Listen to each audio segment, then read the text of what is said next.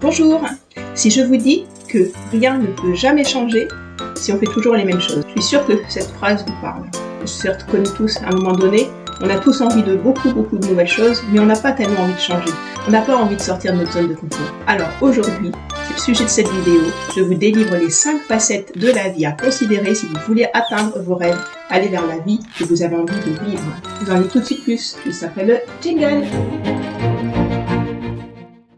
Pour réaliser vos rêves, pour être pleinement épanoui et mettre en avant votre pouvoir illimité, cela passe par la maîtrise de 5 choses vraiment essentielles à considérer pour que vous puissiez aller à l'endroit où vous avez envie. C'est-à-dire vers quelle vie vous voulez aller, la vie que vous avez envie d'avoir vraiment au plus profond de vous. Qu'est-ce qui vous fait bouillonner de joie, qu'est-ce qui vous remplit d'espérance, qu'est-ce qui vous motive.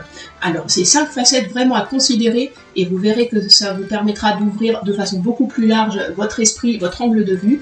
Ça va être, la première des choses, c'est les émotions. La première des facettes. Considérez vos émotions, considérez que vous êtes un être d'émotions, recevez les émotions qui passent et puis laissez-les parcourir le chemin qu'elles doivent parcourir pour pouvoir ensuite comprendre un petit peu mieux comment cela vous interpelle. Quand vous vivez une situation, elle évoque en vous une émotion et comprendre comment votre corps, votre cœur réagit, c'est là l'impact des émotions. Les émotions sont directement liées à votre cœur.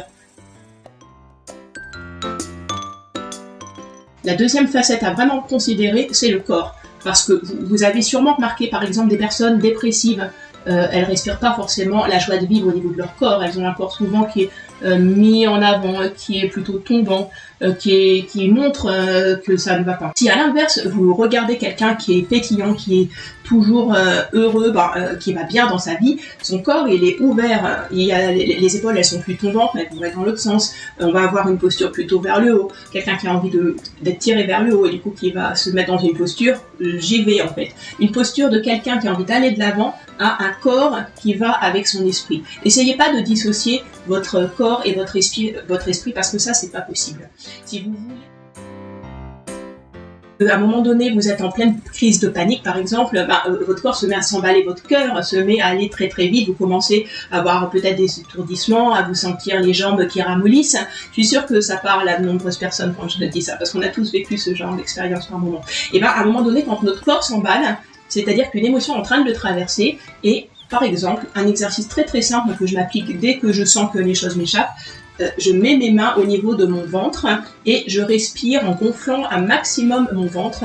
D'un coup, qu'est-ce que je suis en train de dire à mon corps et à mon esprit en même temps? Je suis en train de me reconnecter à mon corps en respirant, en pleine conscience. Donc je me concentre sur ma respiration en faisant gonfler mon ventre un maximum et l'air qui rentre dans mon ventre en fait va me permettre de me détendre. En me détendant, ça va faire baisser mon rythme cardiaque. Sinon c'est assez hallucinant comme ça va très vite.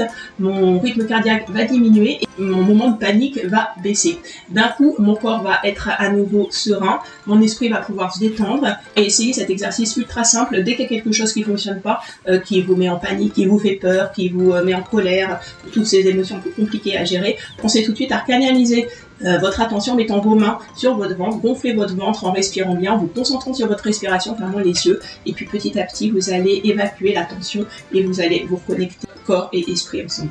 La troisième facette à considérer vraiment, ça va être le pouvoir de l'argent, parce que ce pouvoir de l'argent, parfois, il est quand même très pesant, voire, à mon avis, trop pesant. Il ne faut pas forcément être plein d'argent pour être heureux. Parfois, quand on n'en a pas, ou quand on en a peu, on est capable d'être extrêmement heureux. Et au contraire, quand on a beaucoup d'argent, on peut être aussi ultra malheureux. Donc vraiment, maîtriser, on est dans un monde où l'argent a beaucoup d'impact, mais maîtriser cet argent pour savoir l'utiliser à bon escient, l'utiliser à votre service et que ça soit pas l'inverse, en fait, que ça soit pas l'argent qui vous mène par le bout du nez. Faites en sorte que l'argent que vous pouvez gagner en travaillant, notamment, puisse vous être utile. Utilisez-le pour des bons investissements. Par exemple, investir sur vous, votre accompagnement, par exemple, ça, pour moi, c'est quelque chose que j'ai découvert il n'y a pas bien longtemps, parce que pendant des années, je me suis dit, c'est juste inimaginable que je mette de l'argent sur mon propre développement, sur ma propre évolution personnelle. Je suis tout à fait capable de gérer ça toute seule. Sauf que ça, c'est une vraie illusion, croyance limitante en fin de compte.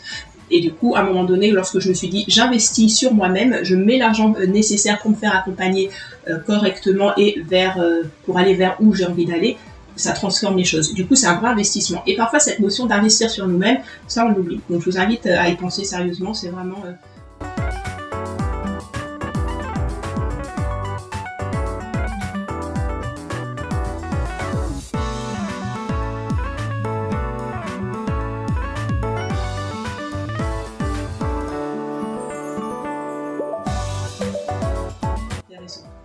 Une autre des facettes, c'est le temps.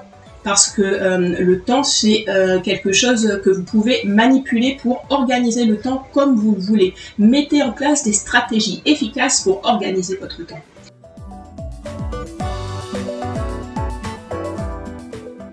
Si parfois vous avez l'impression d'être débordé parce que le temps il passe vraiment trop vite et qu'une journée elle fait juste 24 heures et que vous n'en aurez pas une de plus, si vous avez l'impression de crouler sous les demandes par tout le monde qui vous sollicite dans tous les sens, réfléchissez à qu'est-ce qui est prioritaire, faites un ordre, et si vous avez aucune chose qui n'est pas prioritaire, c'est qu'il y a des questions ici à se poser sur, par exemple, la possibilité pour vous de déléguer, la possibilité de remettre les choses au lendemain. Voilà, tout ça c'est des vraies réflexions à avoir en tête si vous voulez avancer.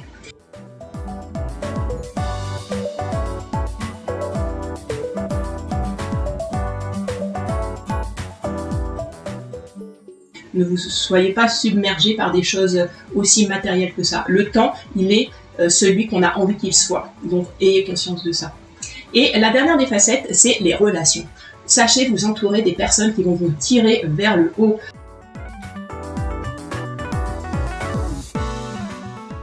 Il y a déjà suffisamment de douleurs dans le monde qui peuvent exister. Si tout le monde a envie de voir le monde en noir, juste on n'ira nulle part et ça vaut pas la peine de vivre en fin de compte. Donc l'idée c'est pas celle-là, l'idée c'est de se faire porter et d'être toujours tiré par le haut. Plus vous allez être entouré de personnes qui vont vous tirer vers le haut, qui vont vous motiver, qui vont vous donner des exemples à suivre, qui sont boostants, qui sont pleins d'énergie, qui sont vers ce que vous avez envie d'aller, et plus vous allez pouvoir y arriver. Il faut vous donner les moyens d'avoir des relations autour de vous qui soient satisfaisantes pour vous. Arrêtez de vous faire entraîner vers le bas.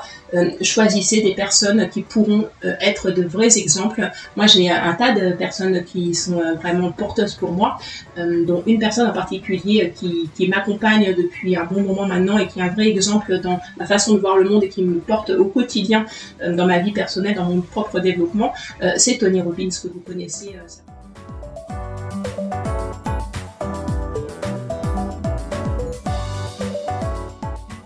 Vous connaissez certainement, mais qui est mondialement connu pour avoir mis en avant justement le coaching, le père, on peut dire, du coaching, et qui a une vision d'une grande humanité que je trouve très très impressionnante et qui est un vrai modèle. Donc entourez-vous.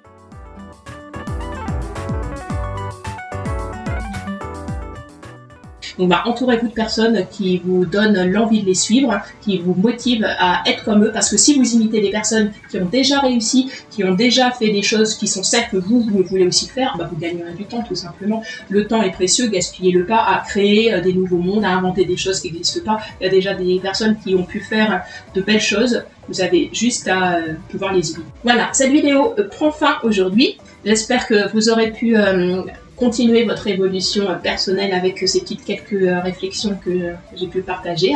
N'hésitez pas à diffuser autour de vous si vous trouvez des personnes qui pourraient en avoir besoin. Abonnez-vous à ma chaîne pour ne rien louper, parce que toutes les semaines, de nombreuses vidéos sortent pour continuer ensemble la réflexion vers votre nouvelle vie, votre transformation personnelle. Je vous dis à très vite, prenez soin de vous.